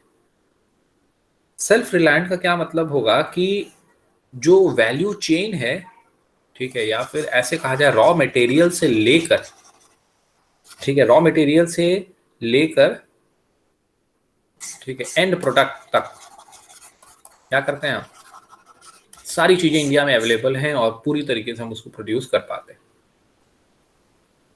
बना सकते हैं उसको, ठीक है। समझ में आ रही है बात? हमारे Yes, पास sir. रॉ मटेरियल भी है, हम मैन्युफैक्चरिंग भी कर सकते हैं, एंड प्रोडक्ट बना सकते हैं और सेल भी कर सकते हैं। मतलब from the very beginning to the end हम सारी कुछ अपने से कर सकते हैं, हमें कहीं से इंपोर्ट करके कुछ ला के नहीं उसमें ऐड करना है। Yes, sir. हम सेल्फ रिलायंट हैं उस पे। सेल्फ डिपेंडेंट कह सकते हैं। हाँ, हमारी डिपेंडेंसी किसी और चीज पे नहीं है, सेल्फ पे है। सेल्फ रिलायंट वर्ड से समझते हो ना, सेल्फ हेल्प ग्रुप समझते हो? Yes sir. Yes sir. ठीक है, तो वहां तो थोड़ा सा उसका आइडिया लेना। ये सेल्फ हेल्प ग्रुप पढ़ा नहीं रहा हूं मैं, बस कॉन्सेप्ट को, उसके पीछे कॉन्सेप्ट या लॉजिक को समझो जो मैं कहना चाह रहा हूं। We are dependent, we are not we are dependent on ourselves. We have all the materials which are required for the manufacturing of textile or the making of a textile. अब example देखते हैं cotton का। किसका? किस industries का देखेंगे? Cotton का, या कॉटन टेक्सटाइल्स के बारे में पर्टिकुलरली। टेक्सटाइल पढ़ा हमने, टेक्सटाइल में सबसे इंपॉर्टेंट कॉटन, मैंने पहले ही बताया आपको कॉटन। जब कॉटन के बारे में पढ़ोगे तो आप देखोगे कि cotton from the very beginning, हमारे यहाँ कॉटन माना ही जाता है कि India is the home of cotton, ठीक है। और उसके बाद आप देखोगे जितने भी रिक्वायर्ड स्टेजेस हैं, ठीक है, चाहे वो स्पिनिंग का हो, वीविंग का हो, डाइंग का हो, ठीक है, गारमेंट बनाने का हो, सब कुछ यहाँ पे क्या है, अवेलेबल है। अब जैसे आपके बुक में एक फिगर दिया होगा 6.3 में, वो आप देख रहे होंगे। तो जब फाइबर बना, रॉ मटेरियल उससे बना, ठीक है, रॉ मटेरियल, जो रॉ मटेरियल है, ठीक है, उससे फिर आप स्पिनिंग यार्न बनाओगे, स्पिन करके क्या बनाओगे, यार्न बनाओगे, धागा, फिर नीविंग नीटिंग करोगे, वीविंग और नीटिंग करोगे, ठीक है, उससे फैब्रिक बनेगा, फिर डाइंग, फिनिशिंग, गारमेंट बनेगा। समझ में आ रहा है? सारा कुछ यहाँ पे हो सकता है। यस। हमारा हैंडीक्राफ्ट इंडस्ट्री अगर फ्लरिश कर रहा था तो क्या कर रहा था, उसके पीछे का रीजन क्या था कि हम लोग वैल्यू चेन पूरी तरीके से क्या कर रहे थे, कंप्लीट कर रहे थे। कॉटेज इंडस्ट्रीज को जो है महात्मा गांधी बहुत सपोर्ट करते थे, कहते थे खादी पहनो, क्योंकि हम लोग सेल्फ रिलायंट हैं उस पर। कॉटेज इंडस्ट्रीज, छोटे छोटे वर्कर्स, आप अभी पढ़ोगे द एज ऑफ इंडस्ट्रियलाइजेशन में भी फर्दर पढ़ोगे, ठीक है। हमारे हैंडीक्राफ्ट इंडस्ट्रीज बाहर मार्केट में, विदेशों में बिकते थे, लोग उसके बदले गोल्ड एंड सिल्वर दिया करते थे हमें। मैंने बताया है आपको the making of global world में, राइट? यस। आज की डेट में क्या प्रॉब्लम है?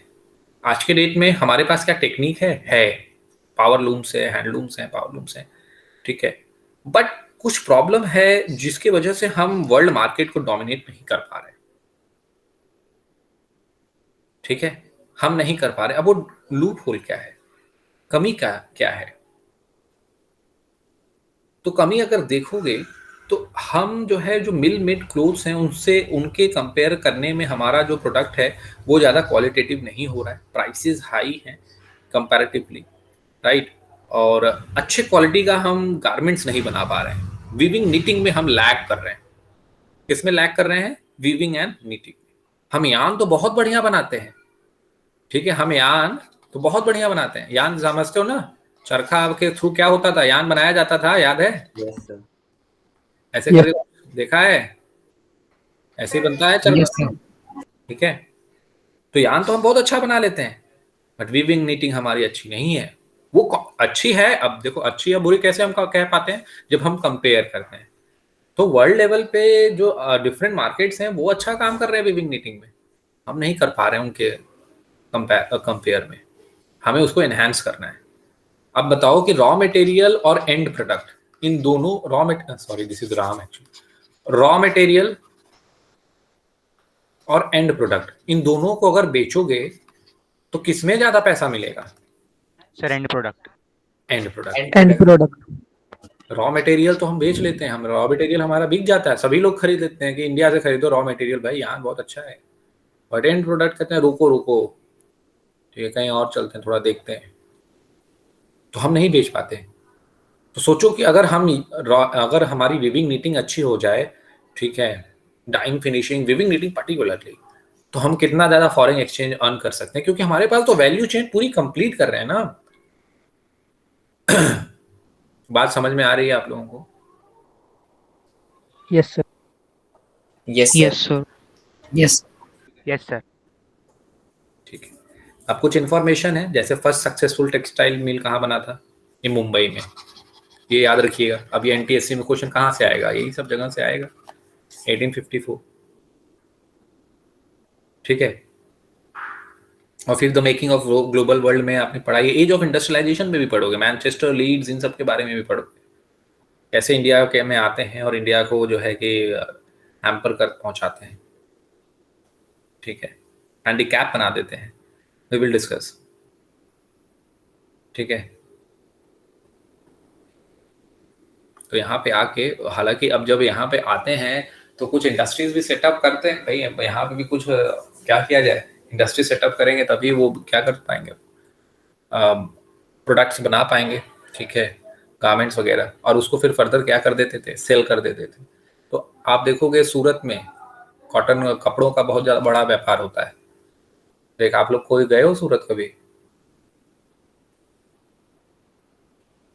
ठीक है, तो सूरत में है आपका जो है कि चेन्नई वाले एरिया में, बंगाल वाले एरिया में, इन सब जगहों पे, पर्टिकुलरली सूरत वाला एरिया, फिर मुंबई वो शिफ्ट हो गए। हम लोग इन सब के बारे में एज ऑफ इंडस्ट्रियलाइजेशन जब पढ़ेंगे तो हम इस सब चीज़ों को समझेंगे। वहाँ पे पहला मिल कहाँ बना था? सूरत में, ईस्ट इंडिया कंपनी का, right? Is it clear? Yes yes sir. ठीक है, तो अब ये जो है textile industries, cotton industries, cotton textile industries ऐसे कहा जाए, कहाँ पे सेटअप होंगी? ऐसे जगह पे सेटअप होंगी जहाँ पे रॉ मटेरियल की अवेलेबिलिटी हो। अब रॉ मटेरियल मतलब कॉटन की अवेलेबिलिटी कहाँ पे होगी? जहाँ पे डेक्कन ट्रैप होगा, जहाँ पे ब्लॉक का क्या कहते हैं उसको, black cotton soil, yes black cotton soil होगा, यस ठीक सर। है, जहाँ पे 210 फ्रॉस्ट फ्री रेज मिलेंगे, अच्छी सनलाइट मिलेगी, वहीं पे होगा, ठीक है। और जब वहीं पे रॉ मटेरियल मिल गया, वहीं पे इंडस्ट्री भी सेटअप कर दो। अब इस फायदा क्या होगा कि रॉ मटेरियल जो है, ट्रांसपोर्टेशन का खर्चा बचेगा, फटाक से आएगा रॉ मटेरियल, इंडस्ट्रीज को मैन्युफैक्चर करेगी, ठीक है। अदर इंडस्ट्रीज भी इससे अलाइंड है, ठीक है, अदर इंडस्ट्रीज भी अलाइंड है। कैसे अलाइंड है भाई? कुछ लोग कहेंगे कि भाई हम जो है अच्छा डाइंग कर सकते हैं, ठीक है, हमारे पास डाई अच्छा है, आप हमारे यहाँ से डाई खरीदिए, कलर खरीदिए, ठीक है। तो यहाँ पे रॉ मटेरियल को एक्सट्रैक्ट करने के लिए लेबर्स भी मिल जाएंगे, लेबर की अवेलेबिलिटी भी होगी यहाँ के लिए भी प्लस यहाँ के लिए भी, राइट। कुछ कहेंगे कि भाई हम टेलरिंग अच्छा कर लेते हैं, कोई कहेंगे हम पैकेजिंग अच्छा करते हैं। तो कई सारे इंडस्ट्रीज या फिर लेबर यहाँ पे अवेलेबल होंगे जो अलग अलग काम करेंगे। कोई कहेंगे हम डिजाइनिंग कर लेते हैं, ठीक है। तो सब कुछ क्या हो जाएगा, एक ही जगह पे सेटअप हो जाएगा। तो आप देखोगे गुजरात, महाराष्ट्र, इन सब जगहों पे कपड़ों का कारोबार बहुत बड़े पैमाने पे चलता है, ठीक है। और कपड़े यहाँ पे क्या होते हैं, सस्ते होते हैं। दिल्ली और जो है आपका एनसीआर, ठीक है, और बाकी यूपी के जगहों में अगर कपड़े बिकते हैं तो बड़े बड़े जो है उद्योगपति होते हैं, या फिर जो कह सकते हैं आप, जो क्या कहते हैं उन्हें, शॉप्स होते हैं, वो अपना एंड प्रोडक्ट कहाँ से खरीद के लाते हैं? वो सूरत से लेके आएंगे या फिर गुजरात से लेके आएंगे, ठीक है। इन सब जगहों से कपड़े लेकर आते हैं क्योंकि वहाँ पे कपड़े बहुत सस्ते मिलते हैं, और यहाँ पे लाके उसको थोड़ा महंगा करके बेच देते हैं। अब यहाँ पे सस्ते मिलने की क्या वजह है? क्योंकि यहाँ पे सारी इंडस्ट्री साइड बाई साइड है, सारा वर्क यहीं पे कंप्लीट हो जा रहा है, ठीक है। और फर्दर अगर किसी दूसरी जगह जा रहे हैं, अगर वो कपड़े जा रहे हैं तो उसमें क्या लग जाएंगे, ड्यूटीज लग जाएंगे, ट्रांसपोर्टेशन के खर्चे हैं, चलो ड्यूटीज अगर नहीं भी लगाते हैं, ट्रांसपोर्टेशन के खर्चे होंगे, प्लस अपना बेनिफिट भी होगा, समझ में आ रहा है ये लॉजिक? Yes sir. ठीक है, तो अब हम देखेंगे कि स्पिनिंग हम कहाँ पे अच्छा कर रहे हैं? महाराष्ट्र। स्पिनिंग अच्छा कहाँ पे हो रहा है हमारा? महाराष्ट्र में हो रहा है, ठीक है, और गुजरात में हो रहा है, और तमिलनाडु में हो रहा है। ये याद रखिएगा, स्पिनिंग हम यहाँ पे अच्छा कर रहे हैं, ठीक है। और वीविंग अगर देखोगे तो ये एक जगह नहीं हो रहा है, कई जगहों पे हो रहा है, डिसेंट्रलाइज्ड है। आप लोगों ने डिसेंट्रलाइजेशन पढ़ा है फेडरलिज्म में? Yes sir. तो डिसेंट्रलाइज मतलब क्या हुआ? सेंट्रलाइज मतलब किसी एक जगह, डिसेंट्रलाइज मतलब कई सारी जगह, ठीक है। तो अब अलग अलग जगहों पे अलग अलग जगह पे वीविंग होती है। तो वीविंग जब होती है तो उसमें अलग अलग जो है कल्चर्स का हम उसमें इनपुट देखते हैं, ठीक है। तो कहीं पे जारी एम्ब्रॉयडरी अलग अलग जगहों पे अलग अलग तरीके से क्या होता है, बनाया जाता है। वीविंग अलग अलग तरीके से होता है।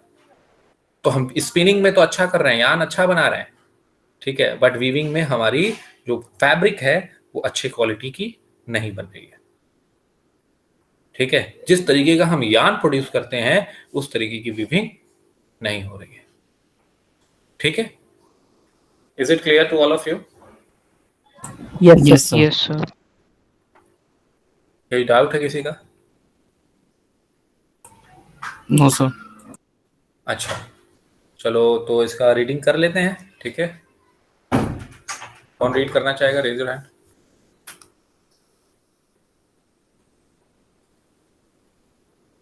जैद सौरन, रीड करो Zaid. Yes sir. Sir textile industry से। हाँ, agro based. Agro based industries, cotton, jute, silk, woolen, textile, sugar and edible oil, etc. Industries are based on agriculture raw material. Textile industry. The textile industry occupies unique position in the Indian economy because it contributes significantly to industrial production, employment generation and foreign exchange earning. It is the only industry in the country which is self-reliant and complete underline all this things, important. in the value chain, that is from raw material to the highest value added products. Cotton textile. In ancient India, cotton textile were produced with hand spinning and handloom weaving techniques. After the 18th century, power looms came into use. Our traditional industries suffered a setback during the colonial period because they could not compete with the mill-made cloth from England. The first successful textile mill was established in Mumbai in 1854. The two First World War were fought in Europe. India was a British colony. There was a demand for cloth in UK, hence they gave a boost to the development of the cotton textile industry. In the early years, the cotton textile industry was concentrated in the cotton growing belt of Maharashtra and Gujarat. Availability of raw cotton, market, transport, including accessible port facilities, labor, moist climate, etc., contributed toward its localization.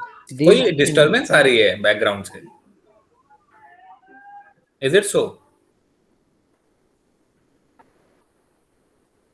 Yes, you may continue Zaid. availability of raw cotton, market, transport, including accessible port facilities, labor, moist climate, etc., contributed towards its localization. This industry has close link with agriculture and provides a living to farmers. अच्छा, आप Cotton लोग ball. जानते हो ball pluckers कौन होते हैं? आपने देखा है कभी कॉटन का प्लांट? Yes sir. सर वो Yes, बॉल sir. टाइप होते हैं, उनको प्लग बॉल करना टाइप पड़ता होते हैं, उसमें से निकाला जाता है। है। Yes sir. ठीक है, continue. And Zaid. workers engaged in ginning, spinning, weaving, dyeing, designing, packaging, tailoring, and sewing. The industry, by creating demand, support many other industries such as chemical and dyes, packing material and engineering works, while spinning continues to be centralized in Maharashtra, Gujarat, and Tamil Nadu. Weaving is highly decentralized to provide scope for incorporating traditional skills and designs of weaving in cotton, silk, zari, embroidery, etc. India has world-class production in spinning, but weaving supplies low quality of fabric as it cannot use much of the high quality yarn produced in the country. Weaving is done by hand loom, power loom, and in mills. The hand spun khadi provide large scale employment to weavers in their homes as a cottage industry. Wait, ये cottage industry समझ में आ रहा है? अब India में देखोगे तो पहले क्या था कि पूरी फैमिली मिल के काम करती थी, ठीक है, फैमिली मिल के काम करती थी खादी बनाने के लिए, कपड़े बनाने के लिए, या तो फिर कहीं पे जो है कि वीविंग हो रही है, कहीं पे निटिंग हो रही है, ठीक है, हाईली लोकलाइज था, ठीक है, और जो है कि गुमस्ताज वगैरह, आपने जब एज ऑफ इंडस्ट्रियलाइजेशन पढ़ोगे तो इसको और अच्छे से समझ पाओगे। बहुत ज्यादा लोग इसमें क्या थे, एम्प्लॉयड थे। और महात्मा गांधी का ये कहना कि हमें कॉटेज इंडस्ट्रीज को जो है कि संभालना है, उसका कारण यही था कि लोगों का डिपेंडेंस ज्यादा है कॉटेज इंडस्ट्रीज में, और जो है एम्प्लॉयमेंट ज्यादा है, और जो है कि हम सेल्फ रिलायंट भी हैं, हमारे पास रॉ मटेरियल से लेके एंड प्रोडक्ट सब कुछ है। हम अगर इसमें अच्छा करना चाहें तो हम बहुत अच्छा करेंगे। समझ में आ रही है बात? देखो क्वेश्चन में पूछा गया है। Yes sir. Is it clear to all of you? You will all write Yes, the sir. answer of this question. Yes, sir. Right? Yes. You will not ignore this question. This is a question directly asked in NCERT, and don't think so that will not be asked in board or any other examination or NTSC examination. If it is written in NCERT, then it is important. Is it okay? Yes, sir. Yes, sir. Yes, sir. Yes sir. Yes. Next. ये भी question करना है आप लोगों को। Find it out and let me know. अब देखो इसमें डायरेक्टली कहीं ना कहीं आप कनेक्शन बैठा पाओगे, अगर थोड़ा सा सोचोगे तो आपको इसका आंसर मिल जाएगा कि मिल से कपड़े क्यों बनवाने हैं, पावरलूम और हैंडलूम से क्यों ना बनवाएं, क्यों उसका प्रोडक्शन कम किया रखा जाता है। ठीक है, एम्प्लॉयमेंट। चलो आंसर खोज के लाना आपको, ठीक है। You all will bring out the answer for this 2 questions, right? In next class I will ask. Okay. ठीक है।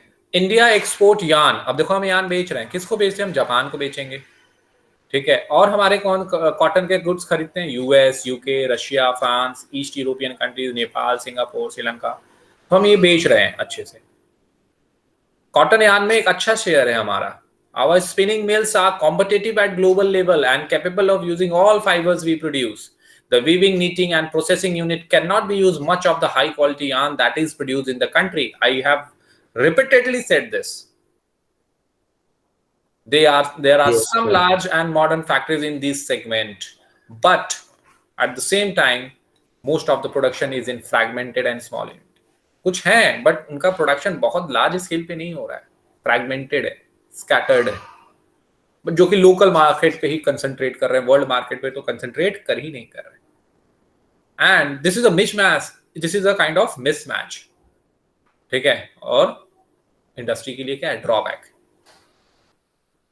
As a result, many of our spinners export cotton yarn while apparel garment manufacturers have to import fabric.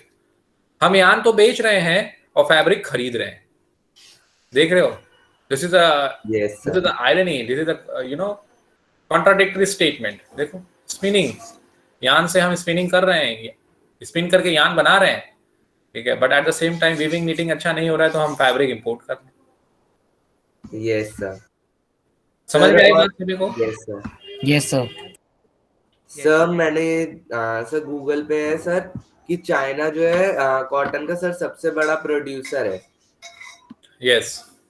Sir. अब देखो, अब यहाँ पे suppose that yarn is sold at 85 rupees per kg. If it is sold as trouser, it fetches 800 per kg. There is a difference. Almost how much time? How many times? 10 times.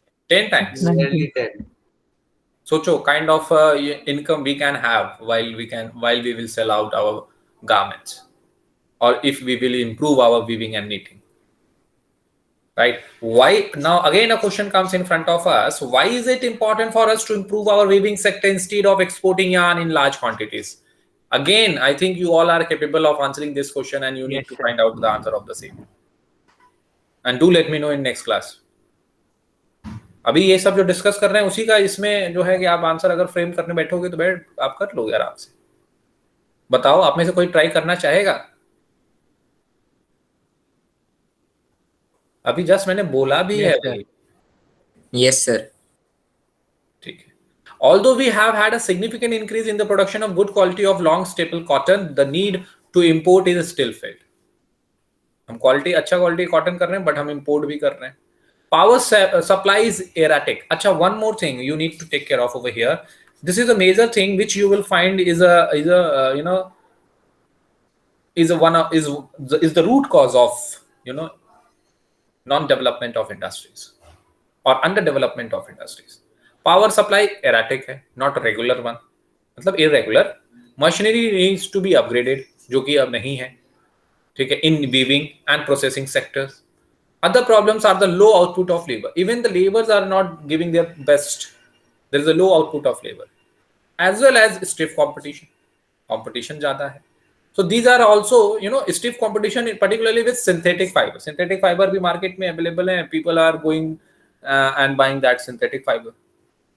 So these are the drawbacks. You know, drawbacks में जैसे power supply erratic है, ठीक है, machinery needs to be upgraded, ठीक है, and low output of labor. These are something which you will find that is common, or say are common actually in all the industries. So one of the root cause of underdevelopment of different industries is this. समझ में आया? Yes, Yes, sir. sir. किसी को कोई doubt? No. चलो, तो इसको एक बार अच्छे से पढ़ो. Actually this manufacturing industry is more और less data based chapter, right? But I believe that if you will try to understand it, you will definitely understand it and will be able to answer the questions, right? कुछ चीजें हैं, facts and figures हैं, it's okay, we are learning social science, but at the same time कई सारी चीजें आपने पढ़ रखी हैं, and if you want to relate it with the given concept, with the given paragraph, you will definitely be able to do so. ठीक है? Is it okay to all of you? Yes, sir. Yes, sir. ठीक है, next class में मिलते हैं. We will have a further round of discussion. अच्छे से notes prepare करके नेक्स्ट क्लास में सभी लोग आओ, पढ़ के आना, सभी लोग होमवर्क करके आना, right? Okay sir. Okay, Okay, sir. Bye bye, take care, good night. Good Good night. evening, sir. Bye, sir. Thank you, Good sir. night, sir. Thank you, Bye, sir. sir. Good night, sir. Right, sir. Thank you, sir. Good night. Bye, everyone. Bye, everyone.